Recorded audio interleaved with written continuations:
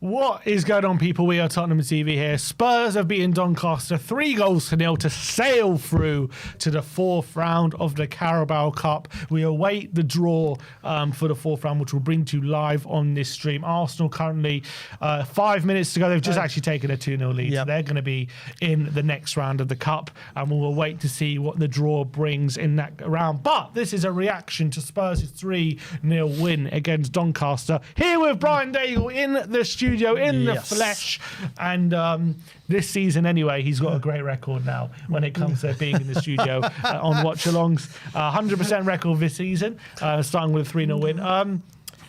It was a pretty simple day at the office for Thomas Frank. He made changes. He rested some players. He played a fairly strong team, maybe stronger than quite a few teams quite a few people were anticipating. Got the job done with kind of minimal fuss. Didn't really get out of kind of second gear today, maybe even third gear, you could say. Doncaster did provide a bit of a challenge throughout the game, especially on the kind of wide areas, getting some crosses in. Kinski had to make one save onto the post, had a lot of set pieces, but, you know, Paulinho moved to centre-back. It was as if it was his position. He played there as well as any other centre-back has done this season, partnered with Dan. So that experience getting him through the game. He got the opening goal as well. Overhead kick into an open goal from a corner, from a weak punch from the goalkeeper. Own goal caused by Wilson Odegaard, giving Tottenham a 2-0 lead after he runs down the left, attacks his fullback, cuts it across, and it's an own goal. And wrapped up right at the end through Brennan Johnson with a really nice through ball from Bergvall. Last kick of the game, little chip, as you said on the watch-along, very reminiscent of his goal against Coventry last season, late in the game. Yeah, job done today, really. Into the next round, minimal fuss. What do you reckon, Brian? Yeah, I mean, well, first of all, you look at it, the most important thing when we saw this tie is don't let it be a banana skin. Yeah. Just get the job done. Rest some players, which he did. Bring some players in and give them the minutes they need, with it being a 4-competition season. He's done that. Another clean sheet. Yeah, it wasn't a free-flowing time, but like I said, we're conserving energy. We're not going full throttle, every single game. Job done. Nice, convincing 3-0 win. Nice to see Archie Gray. Nice to see how comfortable Paulinho looked in defence whilst we wait for Dragusin to come back. It's nice to know that there's that option, that he can drop back there as well. Danso always look. Porro as captain. Lucas Barnett Williams on the pitch as well. A lot of things to take from the game, but most importantly, we're into the next round of the Cup. Yeah, and it's pretty kind of easy as you like, I think, when it comes to how the goals came. We didn't have to work too hard for them. A set piece for the Paulinho on which the goalkeeper for Doncaster, Lawler, weak punch, just forced Paulinho, pretty simple, forced an own goal for the second one, and the third one comes right at the end. Yeah, I guess some talking points when it comes to players on the pitch. As you say, Archie Gray got a chance in the middle, in midfield. Yep. I think took it really well. I thought throughout the game was making some really really smart runs in the pockets of space on the wing and the wide areas inside the box, consistently found either by Bentancur or Porro down the right-hand side. Always stretching that Doncaster kind of back line, always asking a defender or midfielder to track him or a defender to go over to him. And it kind of just made things uncomfortable for Doncaster. And in the middle, I thought combative, spraying some really good passes out wide. Really kind of complete performance from Archie Gray. It was. And Joe, why I said man of the match for me, I can understand when we asked the chat why they said Paulinho and Danso, because they did look very solid, and obviously Paulinho got the goal. But there is a large section of this fan base that think Gray's not good enough. Where's he going to play? We need to send him out on loan. He needs to sell him because he's not good enough. And obviously he played in a team last season that was injury ravaged, and all in different variants of positions, and hardly in midfield apart from Anfield away, where obviously it was a nightmare for him. And we wanted to see him in midfield. And what I am loving seeing him is how advanced he's getting. We all thought this number 6, he looked very, very sharp on the ball today, was always available around Brennan, did the midfield duties well, but was offering an attacking option. And like when you were saying you want to see more attacking I wouldn't have thought you'd see that with Archie Gray, but I think it was a very, very solid performance from him, and one that hopefully people could see. I know, again, people will say it's only Doncaster, but look how bad we were against Coventry last year. I know Doncaster are a league below, but these games can be very, very tough no matter who you are. Yeah. Just look at Manchester United with Grimsby. And these games very seldom live long in the memory. Exactly. There's a third round, the Carabao. Yep. You know, very often it's just about getting through. And Correct. It doesn't really matter how well you play. And to be fair, we were in control for most of it. Yeah. I mean, I will say again, very impressed with the way Doncaster played football. Yeah. They played some lovely. A lot of these teams, League One, they'll play Route One, or they played some lovely football and had some very good spells in the match. But I think again with that, our midfield and defensive structure is such a well-organised team right now, and they're being drilled well and positioned well, that they could just withstand everything that was being thrown at them. Yeah, absolutely. And I think it was kind of a job well done. You know, he was able to rest the likes of Romero, Van der Ven, Kudus. That, and obviously with Charlatan had rest for the majority of the game. Yep. I think that was obviously what this game was about. Getting through this tie without having to overplay some very important players in the squad. He gave a rest to players who needed to, and we got the job done with minimal fuss and a clean sheet as well. So pretty good. In what we said before the game, you know, the front three, Tell, Johnson, Odebear, all kind of vying for that left wing spot on Premier League and Champions League games. So big day for kind of all three of them. Odebear ended the day with an assist. Johnson ended the day with a goal, and Tell, unfortunately, ended the day probably most remembered for 2 missed kicks. Yep. Tough day for him, wasn't it? You have to say. Yeah, especially. The thing is, we all say being a striker could be a confidence thing, and even Alan Shearer said it's not about missing the chances, it's making sure you're there to get the chances. He was there for the chances, but it was just whether it was lack of concentration, whatever it may be. Those 2 opportunities he had that were the air shots, that they were on a plate for him, weren't they? They were literally, especially the first one. Yeah, they were literally. I actually think the second one more because the defender was. Coming out, Johnson pulled it back for the second one, didn't he? Yeah, and they were trying their best to get him on the score sheet. Exactly. He had that one powerful shot. I do like some of the stuff that he did out wide, like when he was going on those runs and bringing the ball down, but he needs to do something to get this. The confidence will come, but just something needs to break for him, doesn't it? Yeah, and there was a moment in the game where I did hear the crowd getting on his back a bit. He was taking kind of too long on the ball, and he got caught and gave away a throw, and never like to see that. He's still a very young player. But look, I'm one of, obviously, Tell's biggest kind of defenders. I'm a big believer in his talent. I truly believe out of him, Johnson and Odebear, I really believe he has the most talent out of the 3. But I have to admit, he's obviously playing the worst out of the 3 at the moment. And that's absolutely right. And today, it was a tough day for him. It was also an important day for him because we know him not being in Champions League squad, his chances are going to be limited. So on days like today, he's got to grab that opportunity with both hands. A bit like, you know, Richarlison, when he got the opportunity to start with Solanke injured, he grabbed that opportunity, scored a brace and really took it. Tell, unfortunately, is just not doing that right now. And it's difficult to justify picking him when he's in this kind of form. And look, I believe in his talent, but he's just something's got to change for him at the moment.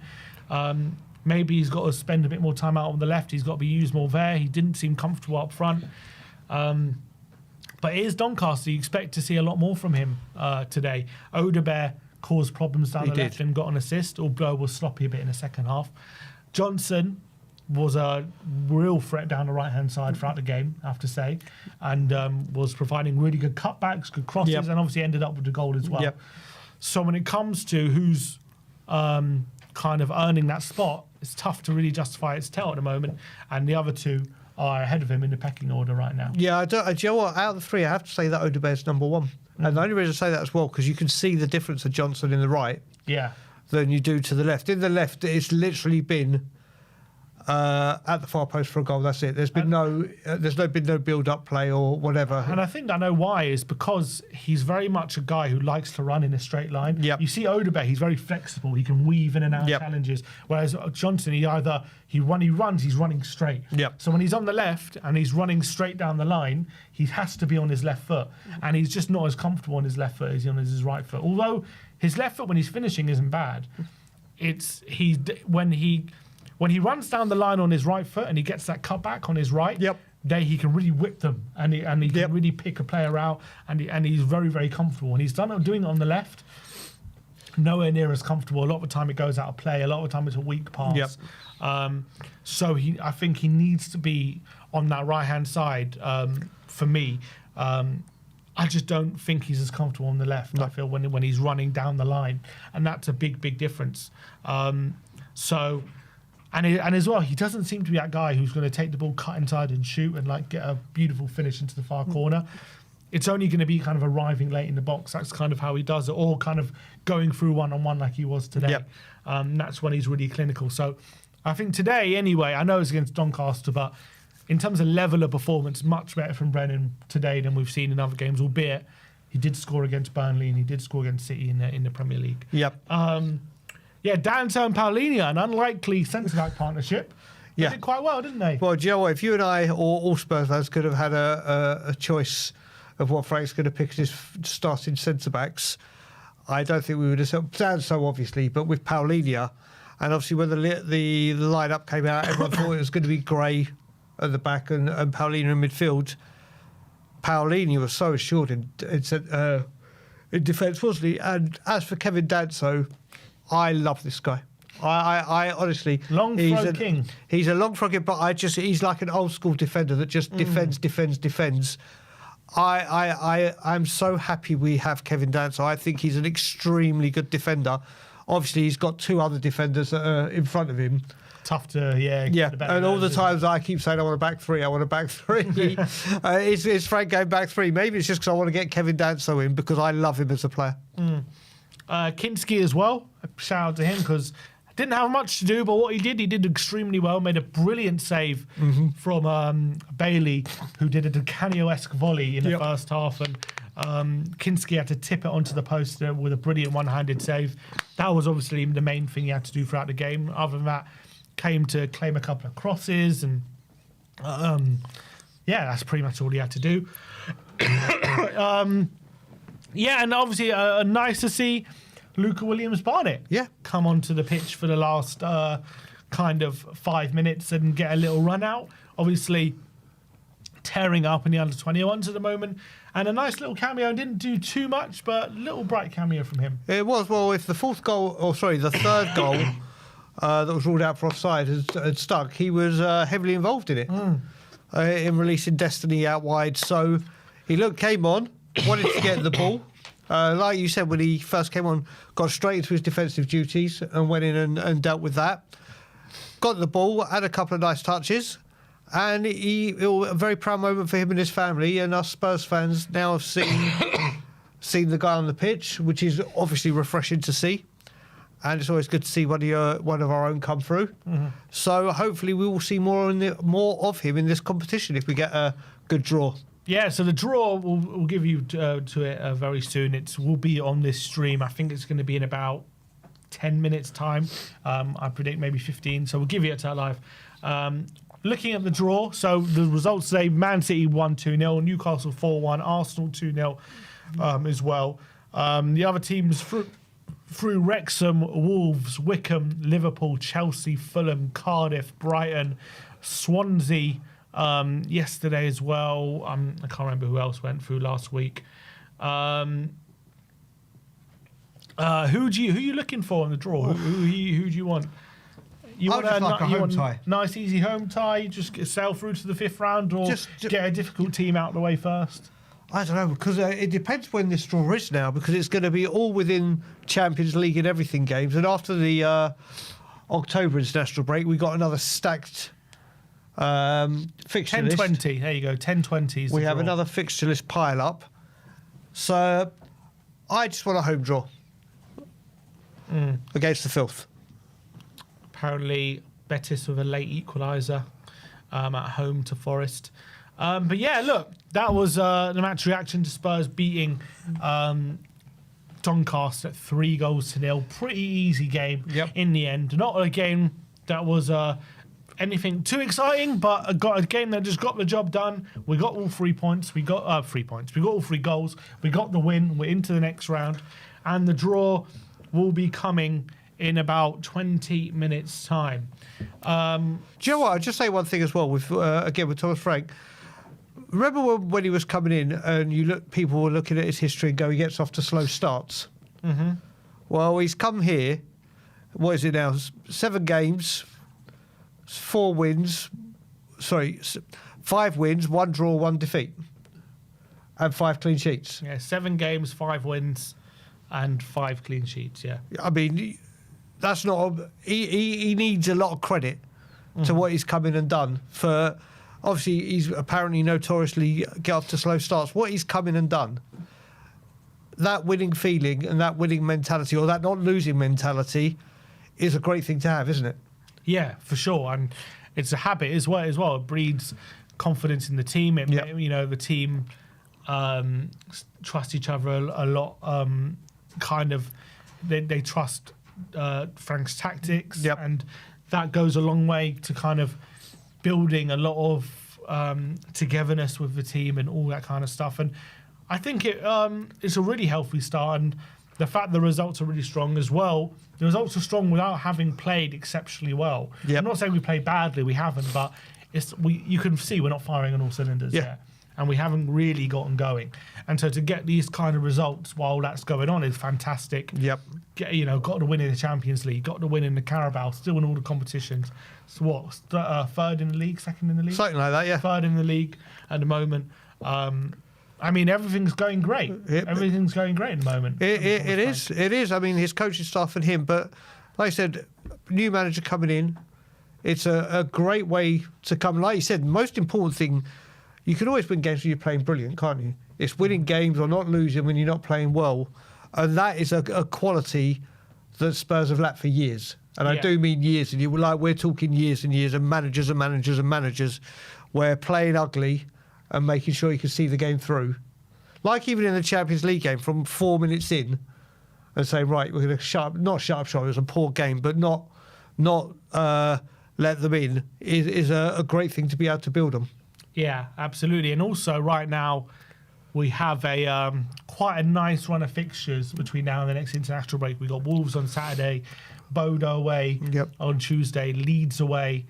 So that's just the 3, and then there's international break. So the next 3 games, quite kind for Spurs as well, leading into the next international break. So we can really build some momentum going into because I don't think there's another international break, is there, after October? There's another one in November. That's it, just to get the World Cup qualifiers done. Okay, so, but still, these next 3 games, we can just get maximum points or wins, or even if we draw away at Bodo, it's not a big deal, is it? But if we can get the wins in the Leeds game, beat Wolves, I mean, I can't remember a better start to a tenure. Well, obviously you got Ange unbeaten in the first 10 games. Oh yeah, fair. Ange was unbeaten. You got Ange unbeaten for the first 10 games. But he lost to the Carabao. He lost to the Carabao. But what I'm taking from this most importantly is the defensive and clean sheets. Like we said, he kept clean. We've kept 5 clean sheets in 7 games. Yeah, that's no matter what team you are, whether you're Liverpool can't keep clean sheets at the moment. True. Even against Southampton. Exactly. Teams, They are conceding goals. Obviously, it's all good, well and good when you're winning. What I would say to that is they've definitely had tougher games. Oh yeah, there is that. But obviously, what I'm saying is keeping that clean sheet building is a great trait to have, and it's something we haven't had for years and years and years as well. So it's always a good thing to have and build on. You've got to play everyone twice. Some tough games will come. November is tough.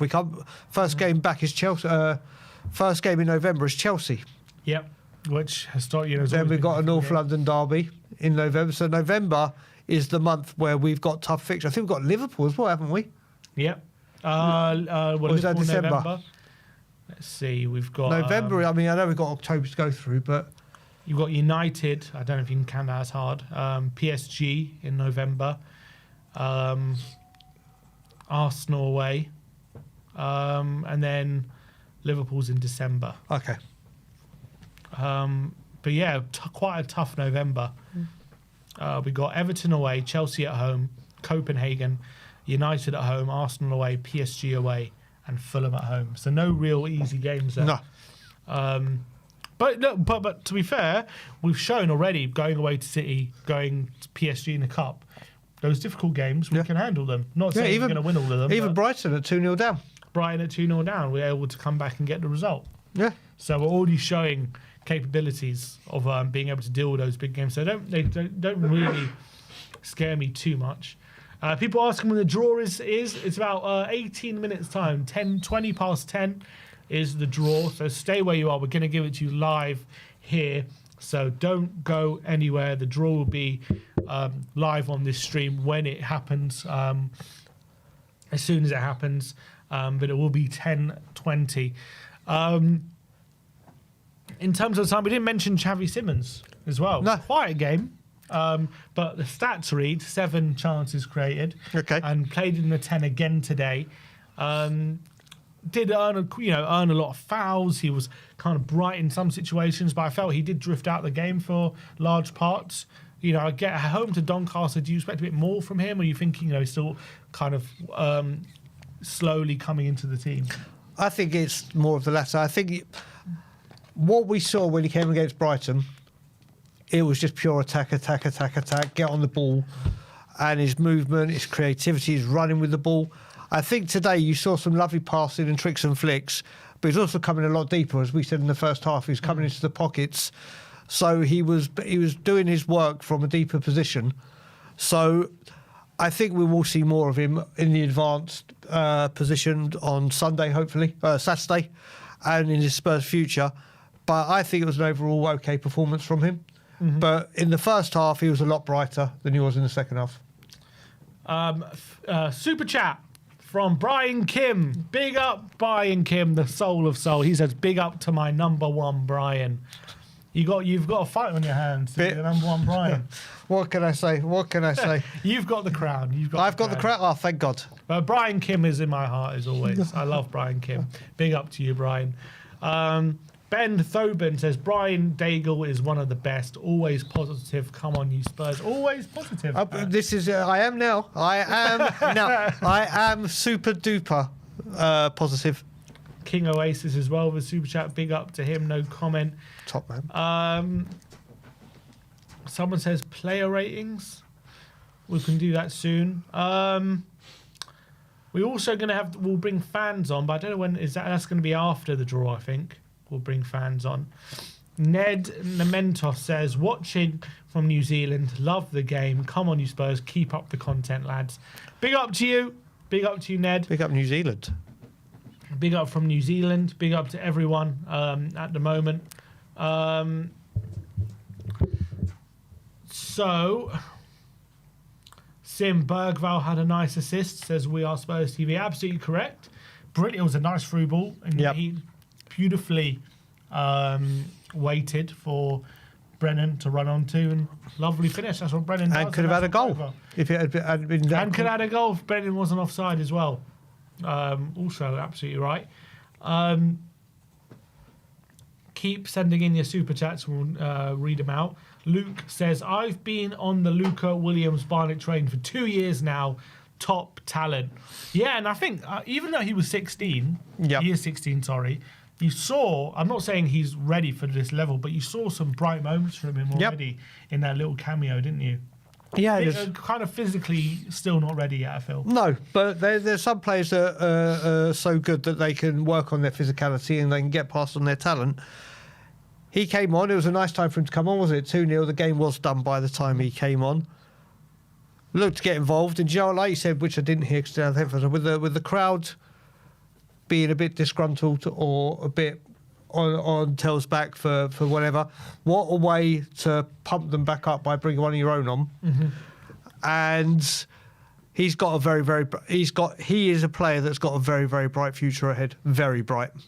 Absolutely, and yeah, he's absolutely ripping things up, and let's hope he keeps going from strength to strength. It looks like Frank clearly believes in him. Kong108, big up to you. Member for 13 months says, big up Sim and Daigle, let's get a good draw.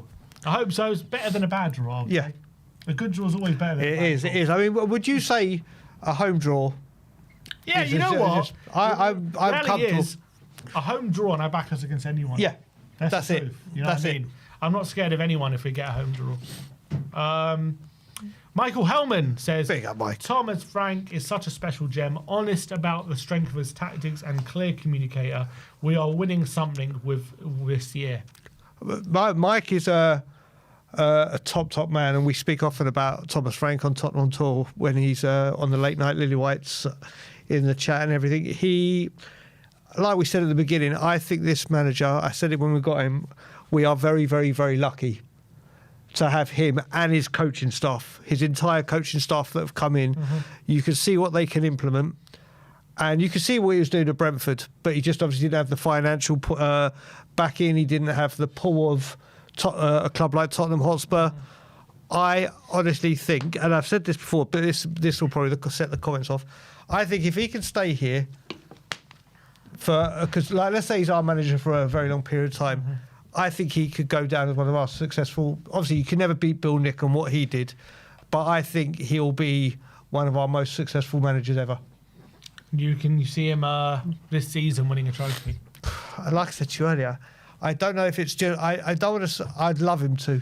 I'd love him to, and I believe if we can stay injury free, we should be able to get to a final of a domestic cup. I'm feeling that FA Cup. You know, really mate. You know how I feel about that FA Cup. Because I feel like this Carabao is going to come a bit too early for him. You know, just because I know we're winning at the moment, but we're still not quite firing.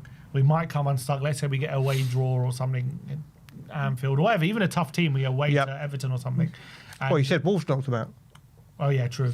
Whatever, away to Newcastle.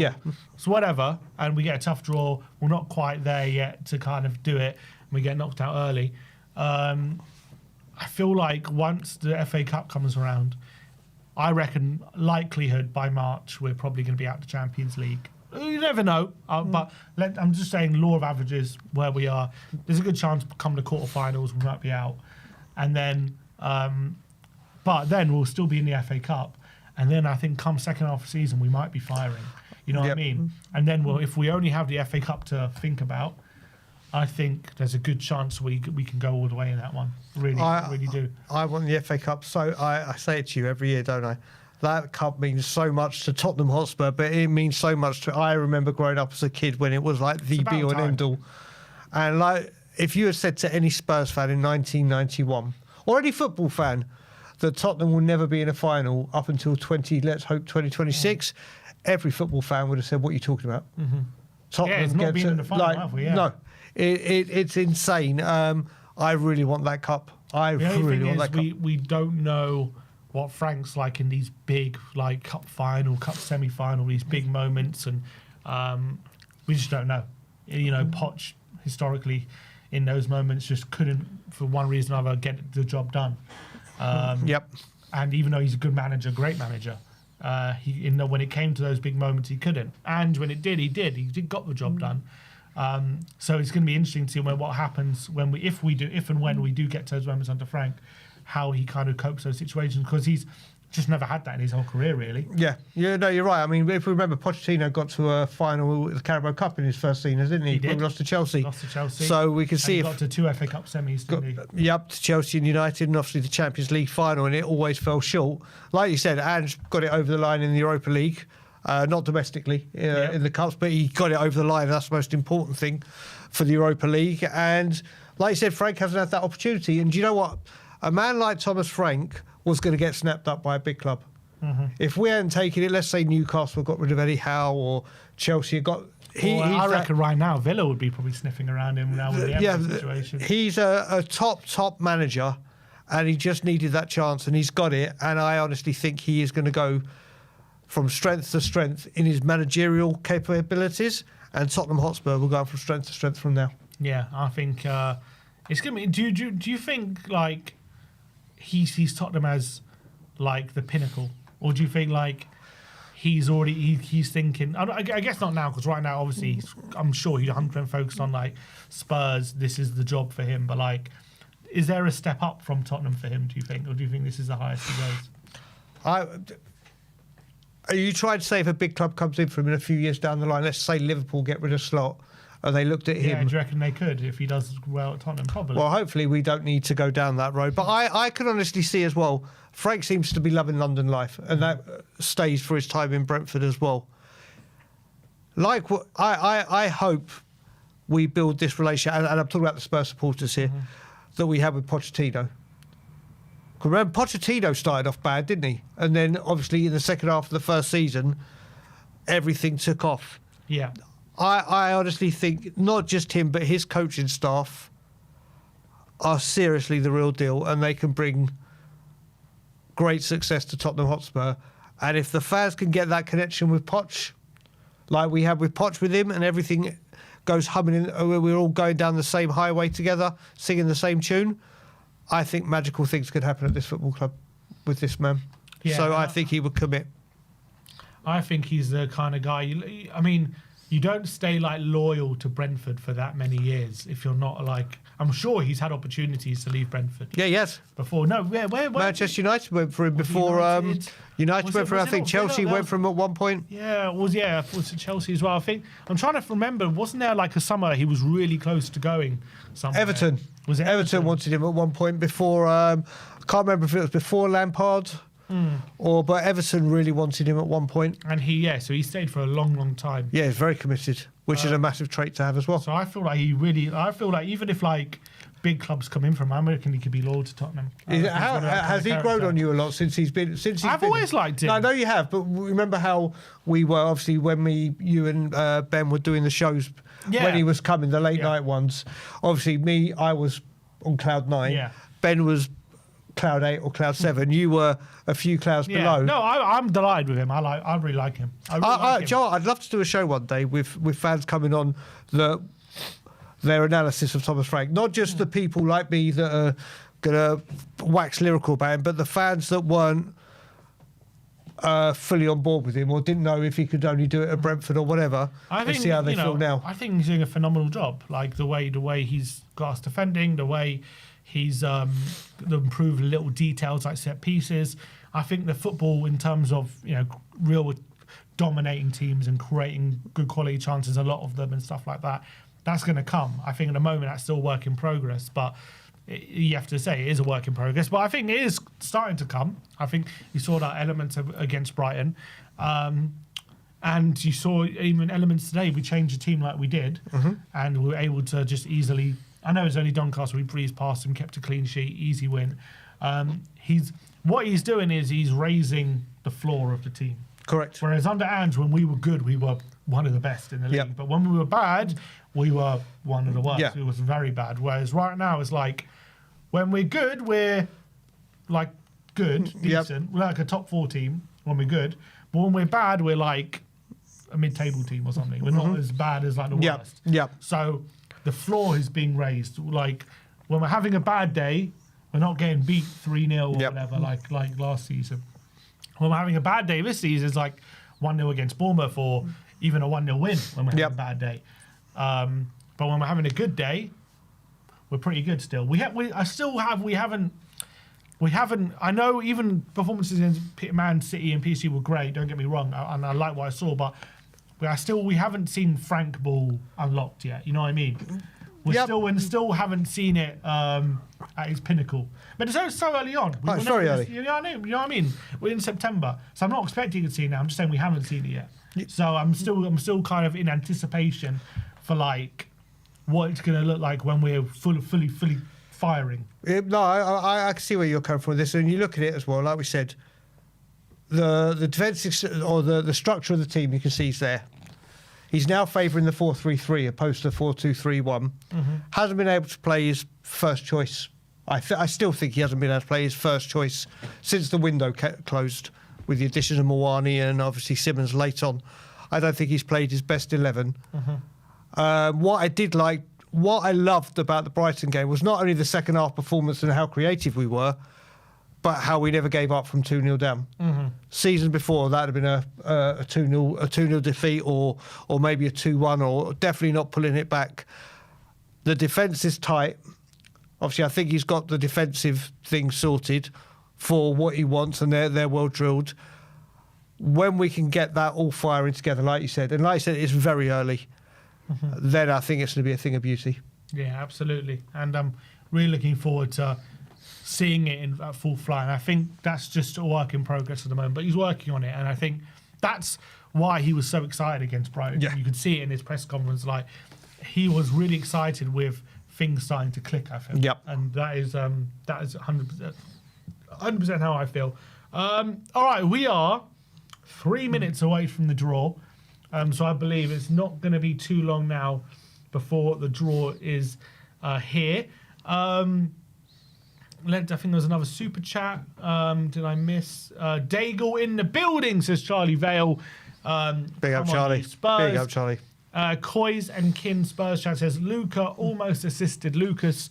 Would have been the moment of the match. When was that? Was that For the the goal? three. That was the goal, for the disallowed goal. He's the one that released Destiny. Right. So kind of pre-assist. Yeah. We're calling it. All right. Ryan, Europa or FA Cup? Europa. Oh. Someone asked that in the chat. Someone asked in the chat. Europa Well, or FA Cup? The FA Cup is the most important cup to me. Honestly, I wanted Europe, and we got Europe with Ange. The FA Cup. Put it this way, I'm closer connected to the FA Cup. We're not. Do you know what? There's not a situation right now where we can have it, is there? Champions League and the FA Cup. I'll tell you right now. I'd rather win the FA Cup than the Champions League. Is that like just a personal thing, or do you think, as a club, the bigger thing to win is? Oh no, the biggest thing for the club is obviously the Champions League with all the money that comes in. Me Europa personally, League. and my Europa League. No, I'm saying this league with the Champions League. You'd rather FA Cup than a Champions Yep. League? Yep. Champions League? Yep. CL? Yep. The Champions? Yep. That we haven't won yet? Yep. The Arsenal haven't That's won just yet. because of my. Champions Listen, League. listen. no, you're I know. insane. I'm saying about the No, romantic part of it with me. You're mad, Brian. I'm saying it was the romantic part. No of me. one with a sane brain can say FA Cup over Champions League. You're insane. You can't. We're not going going to win the Champions League. We can win the FA Cup. But he's saying if you had a choice between winning one or the other, you can't say FA Cup. You just It's can't. tough. It's tough for me because No, you can't. It's tough. no, but I have grown up all my life with the FA Cup being the number one thing before we came up into European football. I grew up. Champions League. I grew up with the FA Cup being the be all and end all. Yeah. The be all and end all. What about Premier League? I grew up with the Champions Premier League, brother. Premier League. So, but why would you pick FA Cup over Champions League? Because I'm obsessed with the FA Cup. Obsessed. But it's the Champions League. Yeah. You're the best team in Europe. I'm probably getting slated in the comments now. It's the best team in Europe. Am I getting slated in the comments, Sammy? Huh? Yeah, very much so. Okay, cool. Would be bigger than Arsenal Cool. probably win the Cool. Champions League. No, I'm just saying for the romantic part of me. I understand that the Champions League the draw is saving Brian right in time. I'm understanding that the thingy is bigger. I'm saying from the romantic side of me. And he wouldn't be a romantic to win their Champions League, Well, the Champions League hasn't been about all my life. hasn't it? No, Yeah, it has. no, it hasn't. The European Cup was How old are you, Brian? the Champions League format started after I was born. It was the European Cup. Just quickly, Spurs are number 16 in the draw. So watch out for ball number 16. Let's hope for a home draw. The draw is imminent. We're about to get underway. So Brentford, Brighton, Cardiff, Chelsea, Palace, Fulham, Grimsby, Liverpool, Swansea, Wolves, Wrexham, Wickham, Man City, Newcastle, Arsenal, and Spurs. Is this it? We're in the last 16. Yeah. So this is if we win the next round, we're in the quarter final. Correct. You're good at maths. Wow. You're good at maths. All right, here we go. The draw is about to get is underway. Jamie Redknapp and Michael Brown, two former Spurs players. Number 50, that's Arsenal. Oh, don't. Arsenal at home. Michael, don't do it. Don't you dare. Number 2, Brighton at home. Arsenal play Brighton at home. That's not an easy draw for Arsenal. No. Not an easy draw. All right, so we avoid Arsenal. 7. That's Grimsby. Grimsby at home. Grim-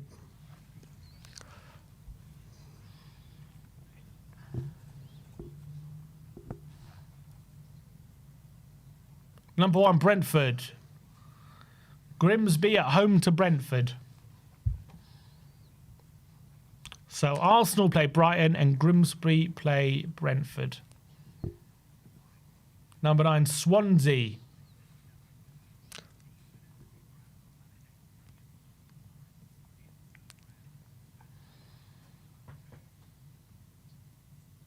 Man City. I don't love Swansea. We have a very good record against Swansea. Man City.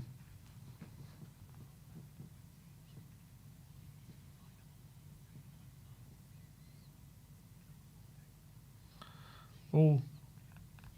Newcastle. Here we go. We don't want to go to St James's, do Yep. we? We certainly don't. Oh, we are. We're going to St James's. We are going to St James's Park, Newcastle away. Oh, God. See, this is what I was worried about, getting a draw like that very early on. Newcastle Tottenham travel to Newcastle. Wrexham at home Oh, I'd love Wrexham. against Cardiff. Oh, Wrexham Ooh. Cardiff, an all Welsh affair. Oh, Wow, that's a good tie. That's a good tie. that's probably the first time it's happened in years. Number 8, Liverpool at home. Come on, number 4. Number 4. Come on. Number 4. Number 5, you love Palace. Not an easy draw. No. Liverpool at home to Palace.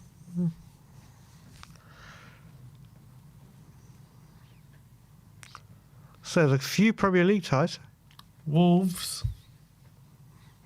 So I think all the big sides are out now.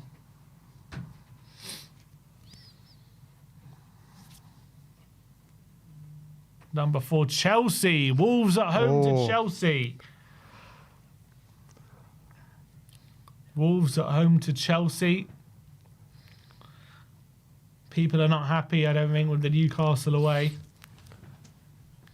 We'll do the instant reaction to that in a minute. Let's just end the draw. Wickham. Wickham at home to Fulham, I believe. Number 6. Number 6, Fulham.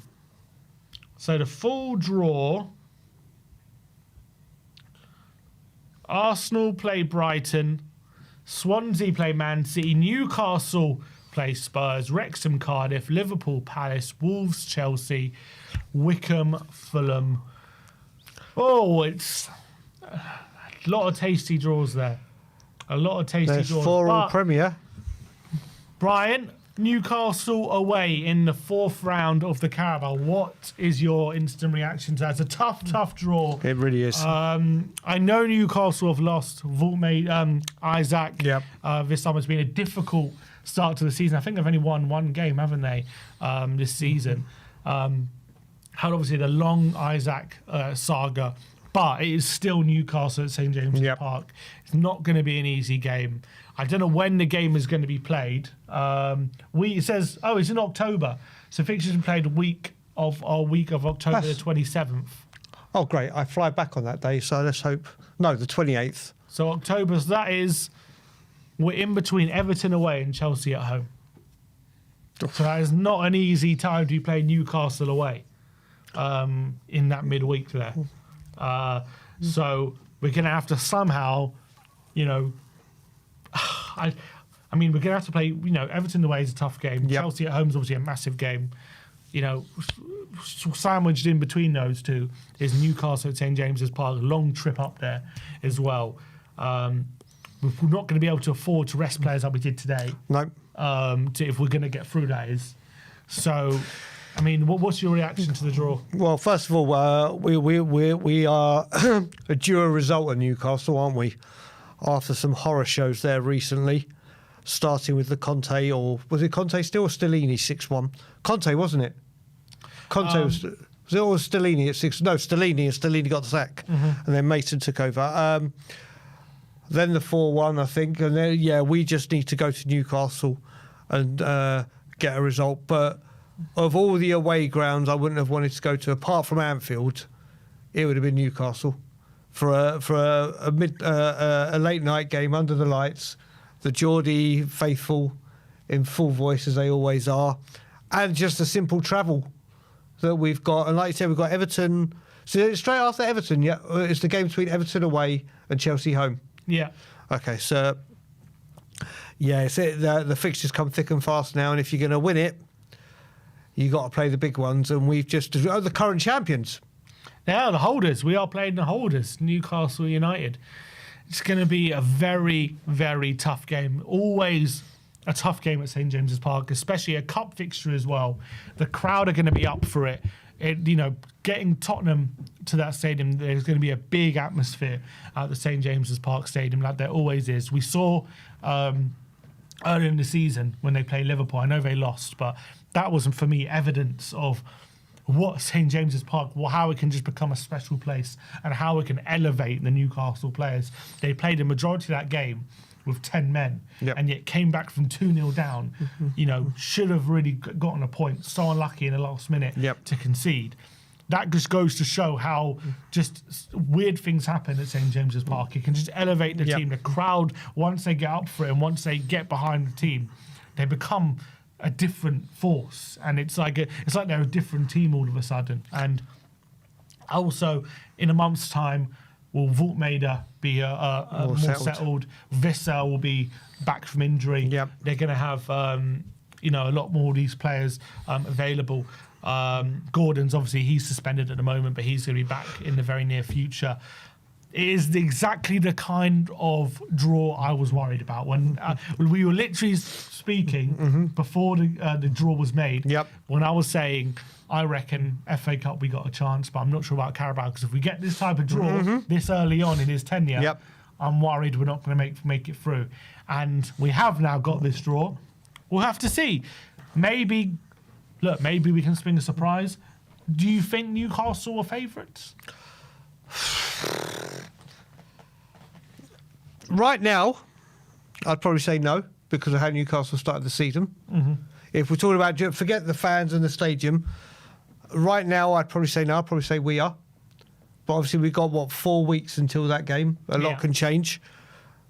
And then on the night, obviously that stadium is my favourite away day. It's my favourite away day stadium as well. I love St James's Park. We know what it's like there. And we shall have to wait and see. But I think if we were to base it on the football teams right now, I would say we're favourites. Yeah. I would say I would put Newcastle favourites, to be honest, because you got to remember they're also, Eddie Howe's been there a while. They're a much more settled team. They know what he demands. They're the holders as well. They know how to win this competition. Frank is still very early on in his Spurs tenure, so I know it's all going great results-wise anyway right now. He's going to go through some sticky patches, and in fact, that when that game is played is likely when that sticky patch is going to be, because that's likely when it's going to start. Everton away, Newcastle away, then Chelsea at home. Massive week. That starts off a big week. And a big hard run of games for Tottenham, because after that we got Copenhagen and United and Arsenal and then PSG. So a really tough run of games for Tottenham coming up in basically right when this run is. And if it was sandwiched between two kind of games where we can maybe rest players in those, let's say it was in between like Wolves and Burnley or something, and maybe you could rest players for the Wolves game, play full strength at Newcastle, and then maybe rest a few again or go full strength again for Burnley, whatever. But in these games, if we're going to get or win all three, we're going to have to go full strength in all three. That's the truth. Well, you got that, but you look at it, we could have Solanke back. So it could be Solanke, Mawani, and Richarlison. We've spoken about the left winger. Hopefully. We've spoken about in previous streams and the strength in midfield. So I don't think he'll go as heavily rotated as what he's done for them. But we are assessing the squad, aren't we? If you look at it, we could have 3 choices for a centre forward, like I just said. There's strength and depth in the defence. Now that we've seen Paulinho go back there, so barring injuries to us, I think we could handle it.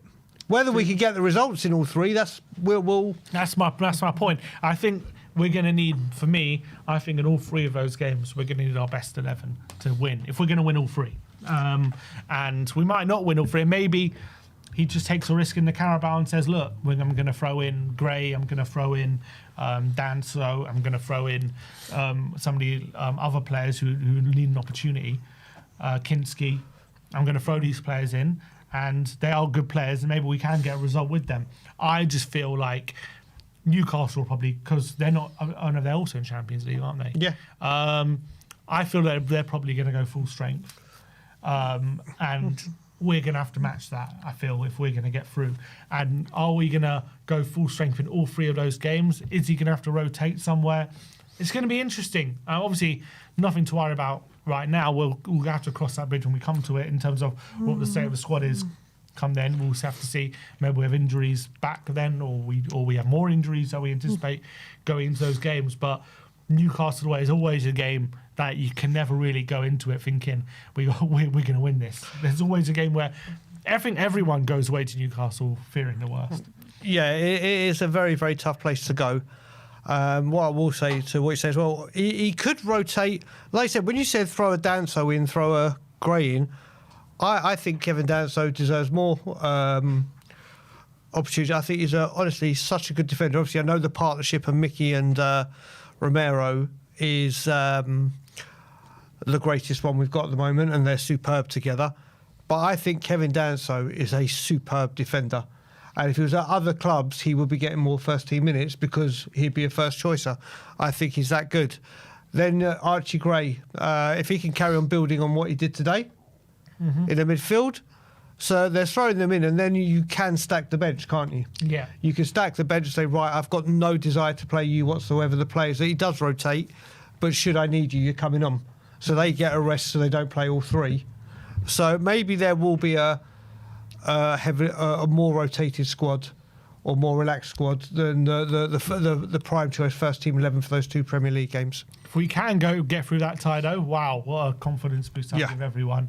And all of a sudden, you get through that tie and you're thinking, bring on whoever. Correct. And you'll be confident.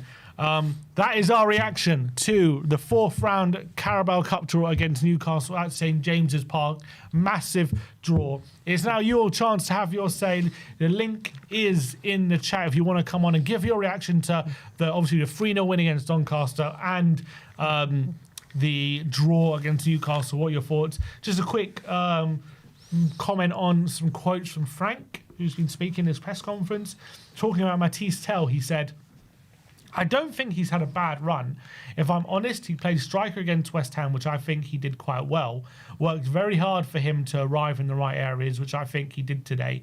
In terms of performance, that was a step up. Then we can look at the end product to score the goals.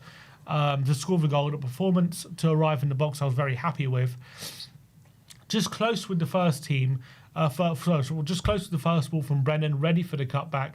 Second half, got in there on two other good situations and had a nice shot. I think it was a step up in terms of performance. Okay. So Frank saying today was a step up. He also said Sarr was missing due to precaution. Okay. So take that whatever you. He said just a minor precaution, how you can say a little stretch to the thigh, so he didn't want to take any risks. There's a good chance he could be ready for Saturday. Very happy with Luca Williams-Barnett. Always a pleasure to be part of a young player's debut, so happy with that. On Paulinho, very happy. He's been very good for us since he's joined. Again, just stepping into centre-back role, played very well and scored a very good goal, so yeah, very pleased. And on Tell just needing a goal, so yeah, I think that's fair to say. Of course, he really wanted to score and do well. Unfortunately, as a striker, that's what you get measured on. Exactly the same as a keeper, you need to get measured. You can't throw it in your own goal. But I think, as I said before, the overall performance was really a step forward. But of course, I really wanted him to score as well because that would have make an even better story. I think we can all agree he needs a goal, doesn't he? 100%. And that would obviously give him a big boost. All right, let's get George Orton, fresh from battling, doing whack-a-mole in the chat. Big up to George. Massive. You say that again. Yeah, that was a real battle on your hands. I don't know how you got on top of that. We had a It real, wasn't there's just me. more I there. only did a couple of them.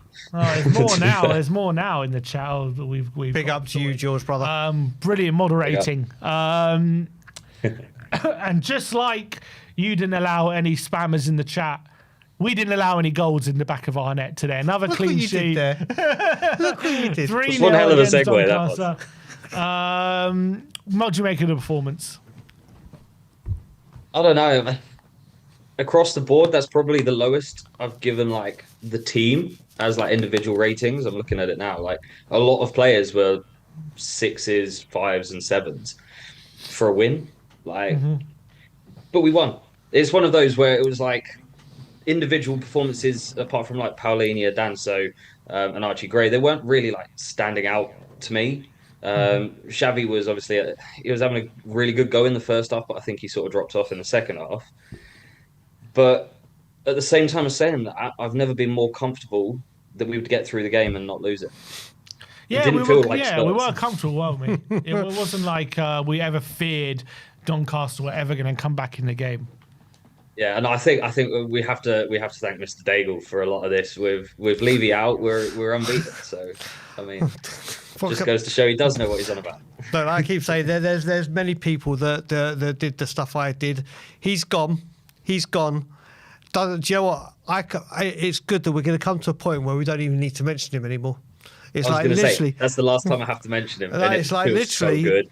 It does. Listen, it's very exciting times. We were, like you said, the main thing that we had struggles in doing in previous years and previous managers is being able to win when not being at it full being absolutely on it, being able to clean sheets when we're absolutely not on it, and we're doing it as a team. And like you were saying, with the players not getting high grades, the team are just getting the job done, aren't they? I think we're not seeing so many issues because the team is so well drilled, positionally structured, balanced, that it's been more of a team effort, hasn't it? But they like you said, it's just we're not even getting out of second gear. Yeah, so I think like through the summer when Frank was first appointed, I think for the first week before I'd really looked into him, because as Ben and Sim know, I'm more of a Spurs fan than a football fan. Yeah, I don't. If Liverpool Arsenal or something like that is on TV, I'll probably fall asleep 10 minutes into the game. I didn't really know too much about his tactics and his style of football because I never looked into it. So I was a bit apprehensive until I'd sort of looked into it and seen a lot of content, and then I was fully on board. And I'm still on the train. I'm still in first class carriage with you, Brian. Damn right. It's going to be a very good journey. Who impressed for you today on the, in terms of Paulinho? Yeah, so Paulinho was, sorry to cut you off then, but yeah, Sorry, Paulinho was my man of the match. Danso, phenomenal. But Paulinho, I scored him a 9. Danso, Bentancur was 7. Danso and Gray, I scored 8. So I think they were probably my better two. But against midfield, it's the midfield is just so solid under Frank, and it's like the Bournemouth game. That was the game our midfield wasn't, and we saw like what a hit that took on the team. So I think that's a really key sort of takeaway from just this season so far, how important our midfield is. And we've got strength and depth there, which is so good. I don't think, maybe even since like the Dele Alli Ericsson days, we didn't even have that level of strength back then. Now I genuinely think we are a force to be reckoned with. And I know after I think it was after the Man City game, I joked about us winning the league, but I genuinely see us like top 4 has to be a target. At the beginning of the season coming into it, we've all said, yeah, 5th is probably a realistic target and that's what we should go for. But I think we'd be silly not to go for top 4 now after this starts the season and what we're seeing.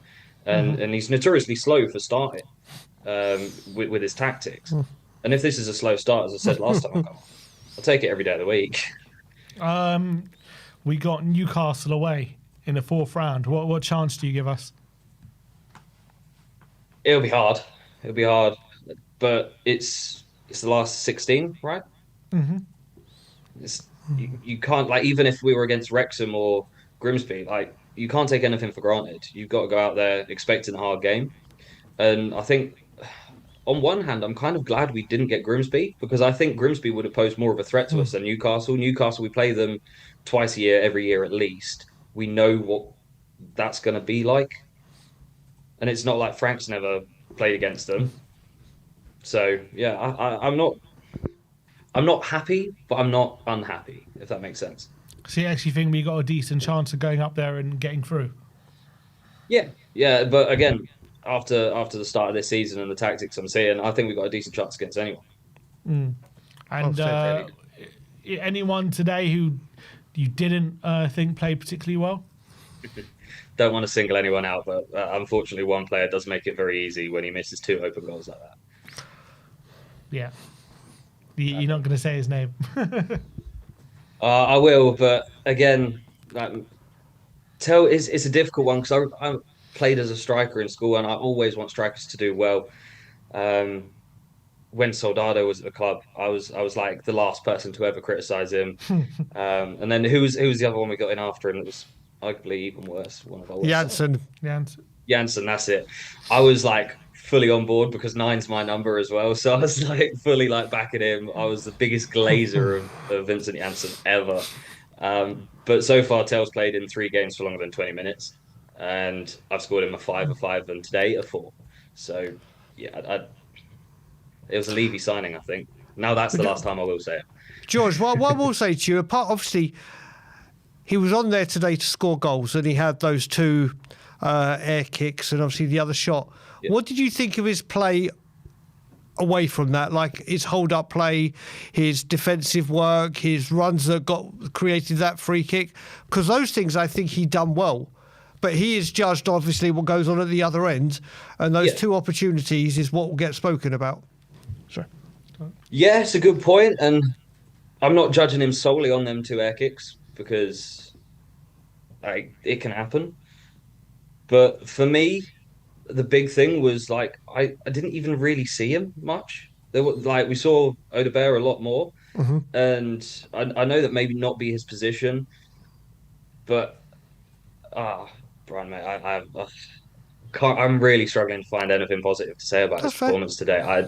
There was one point, I think it was in about when did he come off? This was the 60th or 70th minute. No, he came off 80 something. 85th. 80. So yeah, he was one of the latter ones. Yeah. So I think there was a moment in about the 75th minute when I just thought to myself, he could have been sent off and we wouldn't miss him. That to me sums up why I gave him a 4. Otherwise, I would have given him a 5, because again, I try getting in the striker camp and backing him up wherever I can. But yeah, again, I don't want to pick on him, because everyone can have bad games, and he's had a very stop-start start to the season, only playing 3 games, as I said, today being the 3rd. So he just needs to carry on. He needs to carry on working on the training ground. He's only 20, 21, so he's still got a long time to go. It shouldn't be the end of the road for him by all means, but he needs to work harder. Yep. As hard as he's doing, if he's working hard enough. But with performances like we've seen this season, not good enough at the minute. George, thanks for coming on, mate. Appreciate your time as always. Appreciate your efforts as well in the chat. Don't think it's been gone unnoticed. Big up to you. And we'll see you later, George. Go on, you Spurs. Big up to George. Always great getting him on. All right, let's keep going. Let's get Stephen on. Let's see what he's got to say. Hey, Stephen. Hey, guys. You all right? You all right, Brian? I'm good, Steve. How are you, buddy? I'm good, mate. Good to see you back. Good to see you, brother. Great having you on, mate. We did, 3-0 against Doncaster. Didn't really get out of kind of first gear today. Well, what was your feeling when you're watching the game? Wasn't really worried, but it's all about getting that result, isn't it? Because like last year against Coventry, we struggled. So for me, just get the result, get through to the next round, and then that's the main thing, really. So yeah, I was pretty happy tonight. So happy all season, to be honest with you. Pretty happy. So Yeah. Well, what was any standout performances or people you impressed with today? I thought Johnson did really well today on the right.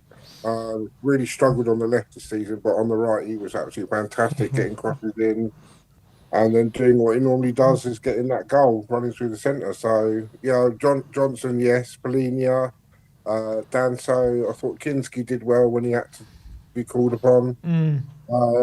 So yeah, I mean there was some good performances from the fringe players tonight. So yeah, very happy. So, Anyone you weren't too happy with? like George says, tell really. I feel for him. Don't get me wrong, but yeah, I don't know how many more chances you can give him really. So I mean, what do you guys think? Yeah, well, Steve, let me ask before we give you ours. Do you think it's solely do we think it's a confidence issue and he just needs to get a couple of goals and then we could see a completely different Matisse Tell, or do you reckon that this isn't going to work out, or we can't find the right position for him, we can't keep it in position? What do you reckon is the root cause behind it? I think it's a confidence thing, isn't it? Like he didn't really perform last season, then obviously he gets signed permanently, and then he's left out Champions League squad, which will have a real big impact on someone that young. But I think if he gets a couple of goals, hopefully he reminds me a bit of Richarlison, though. Do you not think like with confidence? Because Richarlison can have a couple of good games and then completely go off the boil. So would Tell be in the same sort of mindset, really? So I don't know. It could be a bit of everything, like you said, Brian. It could be anything, really. So I don't know. Hopefully Frank can get the best out of him, because I really want him to do really well for us. So yeah. It could be just a confidence thing at the moment, I suppose. So, but yeah, I'm very impressed with what Thomas Frank's doing with us at the minute. So really happy. I'm fully on board the Thomas train. Good, Yeah, good. I mean, I should have worn the T-shirt. Yeah, where's the? I forgot to bring it. I'll do it for Brian. Boda. Yeah, as you say, third in the league, with 3 wins in 5. Got a 1-0 win in the Champions League. Now through in the cup. He's really doing a great job early on, isn't he, Thomas Frank?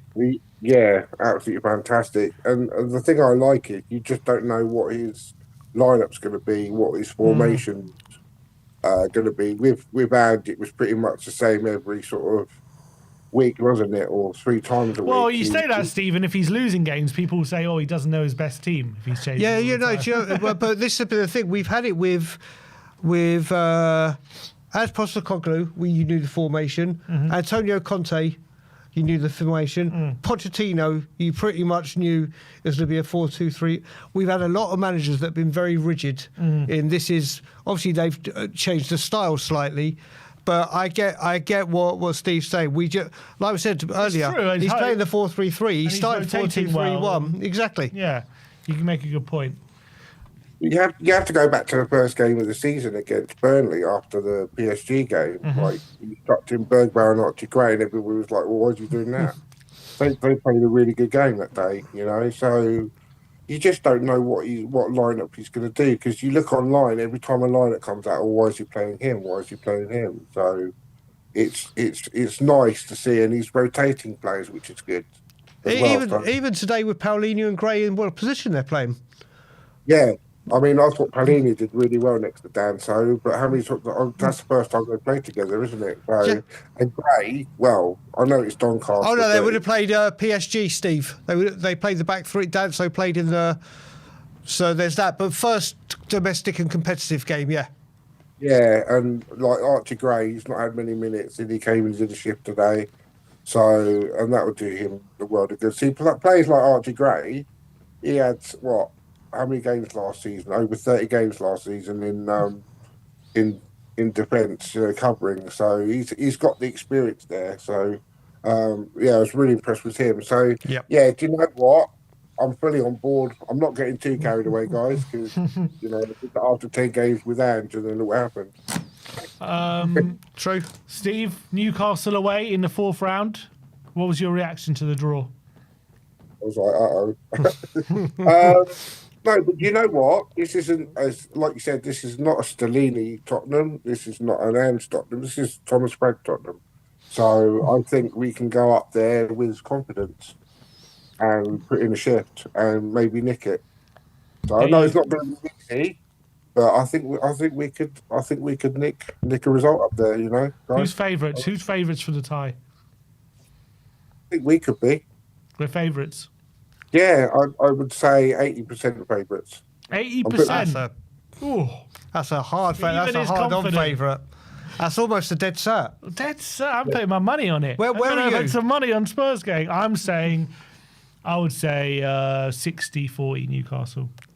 60-40. Okay. I would say 65-35 Tottenham. But that's where we are right now.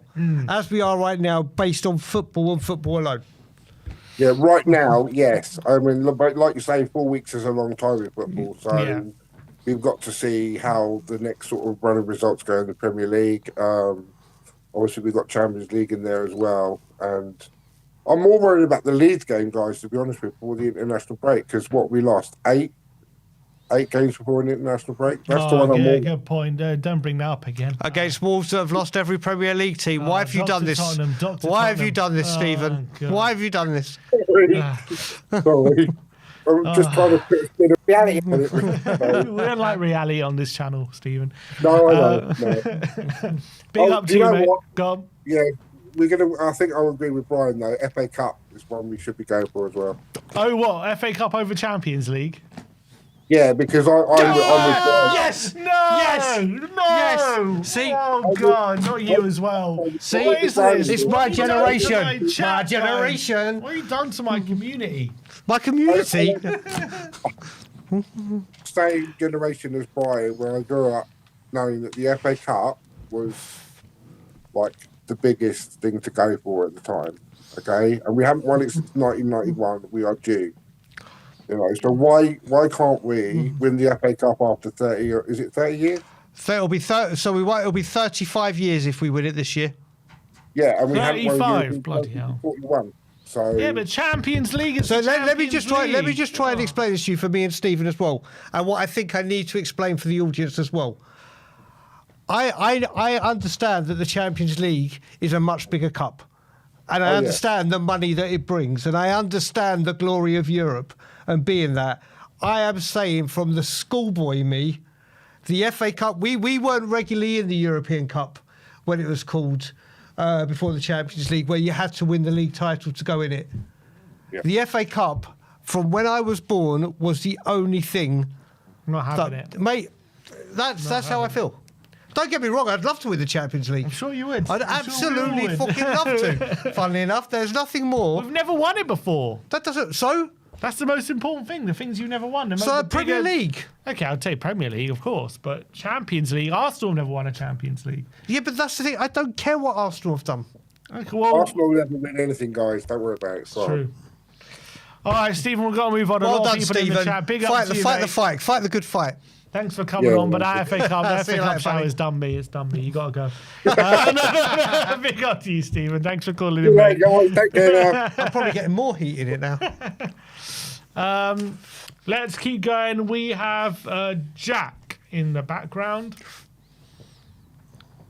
Hey, Jack. Thanks for calling in. Hello, Sam and Brian. How are you guys? Oh, good, Jack. How are Where you? Where are you calling from? New Zealand? No, South Africa. Yeah. Oh, New Zealand. I got it right first time. New Zealand, yeah. Nice.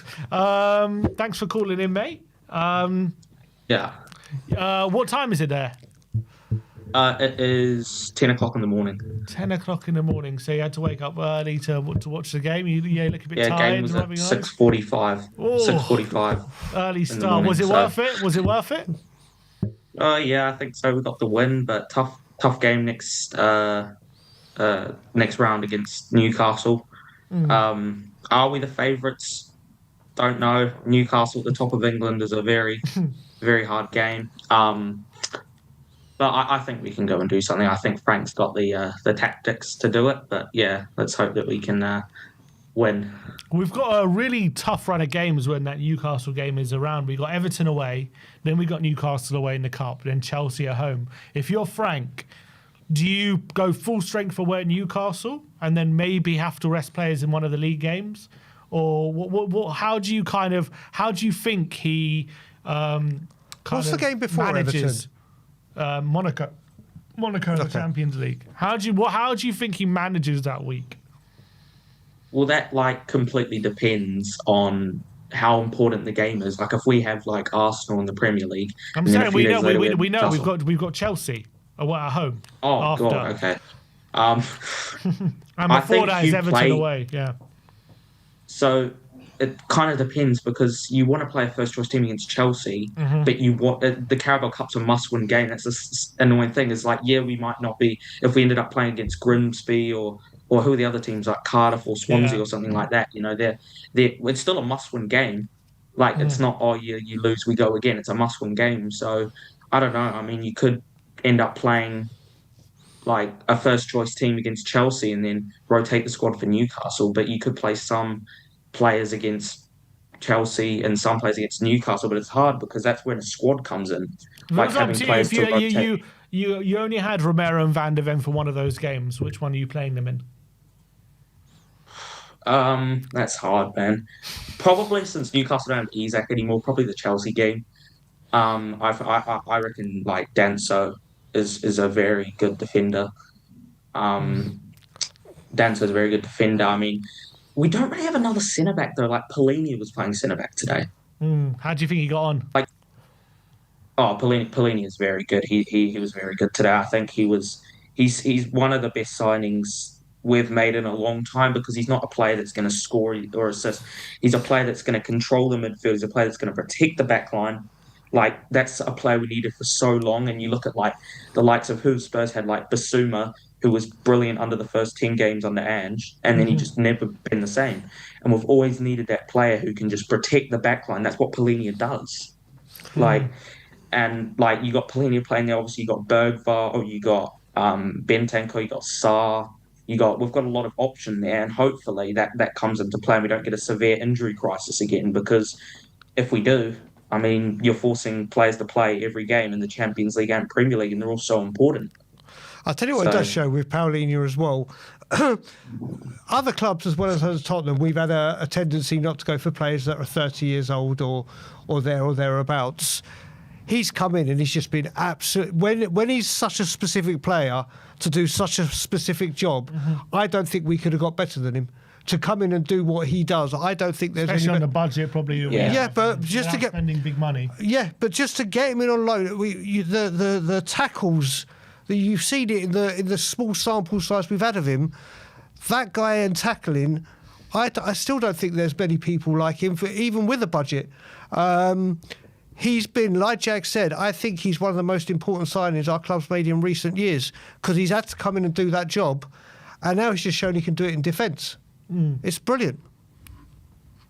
Yeah, absolutely. Polinius, we've needed a player like him for so long. I mean, is he our best signing of the transfer window? Probably either him or Xavi Simons or Kudus even. We've had, this transfer window has been like a 9 out of 10 for me. I don't think people actually realise how good it's been. Like, you look last summer, the summer before last summer, under Ange, like after Ange's first season, who did we sign? Solanke, Bergvall, Gray, and that was about it. Oh, and Werner. Don't forget Werner. And don't forget. Timu.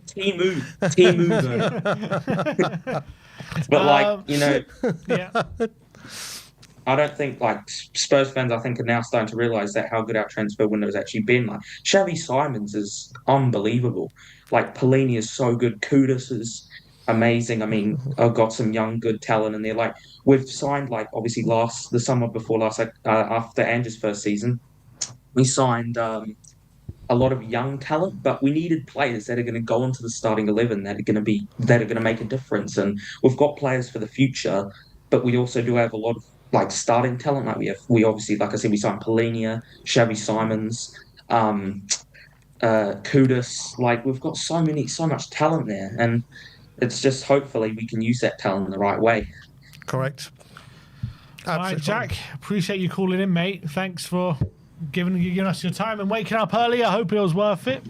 We'll let you get some rest. Yeah, it was. Thanks, guys. Up the Spurs. See you later, Jack. Mate, up the Spurs. Thanks for calling in. Always good to hear from a lot of the international fans, which we have a lot of. And Jack is one of the better ones. Let's get Arsh on. What's up, brother? How are we doing today, mate? Thanks for calling in. Hi, Sim. Hi, Brian. Hey, I hope Ash, you hey. remember- You seem to know each other. Of course, he was in the Scotland Yard with me for the Europa League final. Oh, wow. Okay. He lives in Toronto. No, he lives in. I always get this wrong. there's- Winnipeg. Is someone in the background? I can hear myself. Is it someone else? He lives in Winnipeg. It is Winnipeg, isn't it, Ash? Actually, I was in Winnipeg, but now I'm back to India. There you go. Ah, there you you live in go. India. I forgot. I'm in India. So yeah, he came and saw I got him into the Scotland Yard for the Europa League win. Amazing. He helped me a lot to be there. And what time? Actually, What? Yeah, go on. Actually, right now the time is 3:30 a.m. in the morning. And Wow. I finished the match, and then I just opened YouTube, and then I saw your channel, and Brian was there. I was like, I have to stay. You have to say hi to Brian. 2 hours, but I stayed. Big up to Big you, up, Ash, brother. big up, mate. What did you think of the game today? It was an easy game. I had no doubt that we will go through, obviously, and I'm just feeling bad for Tel. That's all. Nothing else. I think it was not a big team to be scared of, but the only thing which right now I'm feeling bad for is only Tel. I mean, he could have done better because he will not get many chances in future. He will only have these kind of games, and he's not in the Champions League. I think he should be doing more. Maybe I think it's because of the confidence issue. I think it's a lot about the confidence, but he will get back. I think so. I hope so, because we Yeah. will need him in the future. He's very talented, but you know when we were saying before the game, him, Odebear, and Johnson, they're all vying for that left wing spot, aren't they? And you know, at the moment, you know, Odebear today got an assist, Johnson got a goal, and Tell unfortunately just wasn't really didn't unfortunately, did he? He could have, but he didn't. He had all the chances to get even a brace, you know. So because when we signed him from Bayern, he was a signing he is a really bright future. He will be the replacement for Son. He was that signing, but he didn't get to be that till now. So let's see what future comes with, and hopefully he'll get better with time. Hopefully. Did you agree with Frank, who said today, for performance-wise, from Tell was a step up? I don't think so. I don't really think so. I think he said that because to just not let him get under I don't know. It was not a step up because the team Doncaster was not that big team, and his performance against this team, it was not a step up. I don't think so. I think he just don't want to let his morale down even more. That's why he said those words. I can understand from Frank's point of view that he always wants to praise that kind of player who is going through a tough phase. You don't want to make him feel even worse. So I can get that, but I don't think so. It was a step up. No, Who was your man of the match today?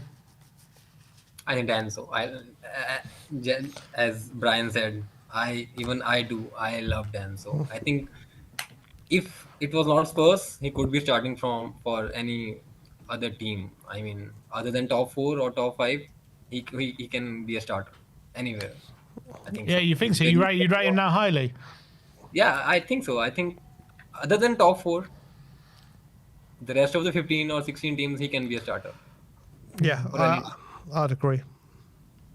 Okay, and He's really strong, very physical, very direct on the ball, very aggressively defending. He is not scared of any air balls or go for the second double chances or anything like that. He always go for it. I think he's a really good backup. Yeah. and And what? if I would compare Dragushin and Danso, there is a lot of gap. What do you think? Danso's a lot better. Yeah, a lot better. Well, you think about it, we almost went to Wolves, and then obviously we hijacked, as the term they like to use. And everyone, I didn't know enough about him at the time to even give judgment. I think he's just grown and grown and grown. I think he is an incredible. When you talk about squad players that come in and do a job, he is absolutely brilliant for coming in and doing the job. I think we have had an absolute bargain with Dan. He's done really well every time he stepped in. Yeah. For me, I don't have to think twice to get him into the team. Like if we have to bench Romero or Van de Ven for just to give them a rest, there will be no issues for me. Like Danso is in the team, that's fine. I will be more careful about like who's the other one. Yep. And what was your reaction to getting Newcastle in the draw? I think it will be 50-50. I would not say that we are the favorites or Newcastle are the favorites, because Newcastle doesn't have a great start, and we are not the best yet, and we were not that bad also. We are doing really good, but away from home at Newcastle, it will be a tough match. It will not be easy. I am not very confident. I am not really doubtful about it. It will be 50-50. I think so. 50-50. In my opinion, yeah. Arsh, thanks for coming on, mate. Thank you so much, guys. Thank you. And Brian, go on. Are you still on the same WhatsApp number, or have you got a new number? I have the same number, yeah. All right, I'll WhatsApp you during the week, and we'll catch For up. sure, man. For sure. All right, brother. Thank you. Let us know whenever Thank you, you're in guys. town. We'll take you to a game. Then don't only let Brian have the pleasure. Hopefully, I mean, I am in India right now. I don't think I'll be back in Canada, but hopefully in future I'll be in UK and watch this first game live in the stadium with the whole Big crowd. up. Looking forward, bro. Big up to you. Thanks for calling See you in. later, Ash, brother. Speak to you soon. Take care, guys. See you Bye. later, buddy. See you, Ash. Have a great call. Lovely for him to call in, and nice surprise for you. Yeah. Let's get Blur Beats. How you doing, mate? What's up, everyone? It's Ben. That's my YouTube handle that somehow showed up. But let's go. Come on, you Spurs. Come on. Where are you calling from? Denver, Colorado today. Big up to you. Thanks for giving up your time. Big Thanks up for the calling. Colorado Spurs. My camera is filthy. Give me 1 second. Well, your name is Blur, so it's kind of silly. Ben. It's fine. That's why It's fine. That's hilarious. How is it this bad? Good enough. What were your thoughts on the game today? The game went well today. I happen to have a day off today. I could actually go down to the pub and watch the whole game, not have to like sneak away and watch it on my phone. I was surprised, like everyone else was, when the starting lineup had Polinia as the center back and Archie in midfield. But Zhao did an incredible job as a center back today. So like Brian said, it's great to have him as a backup option.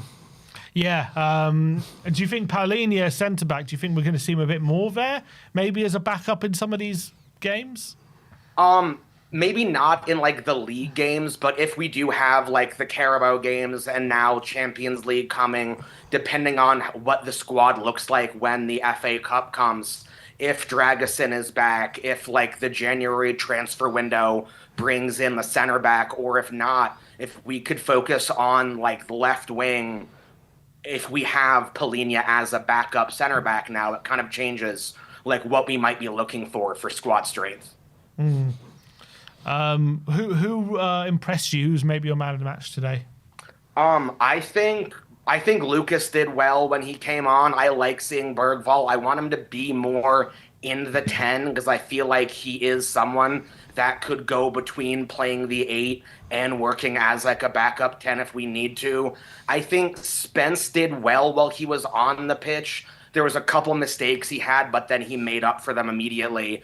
I also think Danso is incredible, and being able to have throw-ins be corner kicks is a wonderful tool in the belt. Yeah, 100%. I think that's something that obviously Frank has been quite big on, isn't it? Getting all those little kind of marginal gains. Frank said today he felt Tell's performance was a step up in performance from his previous performances. Well, what did you think of those comments? I immediately, when I saw him go in as a striker today, I was like, this game exists for Tell to get a goal in whether or not he needs the confidence, whether or not he needs fan support or whatever it is. You could see they were very clearly trying to get Matisse to go in. And it was the second one. It was the Brennan Johnson cutback to him, where myself and everyone in the pub was just like, dude, again? Like, we want you to do well. No, you can do well. You score for the French under 21s, and then you're biffing like every chance you get. I think he might have scored once for the team last year, and I want him to do well, but do not know, especially as you said, with being left out of the Champions League squad. If these are the games he has to be making a difference in, and he's not making a difference in the only games he's even getting to play, I don't really know what position he holds in the squad, other than like, if we have injured strikers, we need someone to fill the spot. We in terms of Frank overall, though, you know, he's won the Champions League, won the through in the cup, we're third in the league. How do you assess his first few weeks as Spurs manager? I'm a big fan of Frank. I wanted Ange to continue to do well after he won. I was still kind of surprised he got the sack immediately, but I have been a fan of Frank mainly for his flexibility, because I feel that Ange did so well his first 10, 12 games. But then once he was figured out, it was kind of over. And the only times we really saw advancement was at the end of, like, you know, the Carabao and the other cups last year, when he was changing the squad more. And the fact that you have Frank, who's willing to go on with a 3-5-2-1 or with a 4-3-2-1 or a 4-4-3 and change it, I think is helping a lot, and is the reason Brentford was surprising and is now giving Tottenham more chances to have a steady midfield and a steady defense, and not be just, you know, like high line and inshallah one ball over the top and we're screwed. I am really happy how well Frank is doing, though, because I was worried that he was going to take the first half a dozen games to get himself into winning position. And he seems to be very adaptable and making a lot of, I think, better subs at the right times, not waiting till it's too long, and like adapting as he needs to adapt to play the different games he has to play. So I'm a big fan of his. Do you enjoy the games? Do you enjoy the football? Do you think we're playing good football at the moment? Do you think it can be improved? What were your thoughts on that performance-wise? I think we are playing good football. I think, like you said, without having like the hit and miss, high and low of Ange ball, there were some games last year where it was just playing incredibly, like, through balls wonderfully. I think we are much more steady as a team this year. Like, we might not go through and pull some insane goals out of our hat, even though I think Palhinha's bicycle kick today was amazing. Like, I saw the ball get punched away, I saw the header get punched away, and I was like, is anyone going to put something on this? And all of a sudden, Palhinha's, with his back towards the goal, laces through in the net.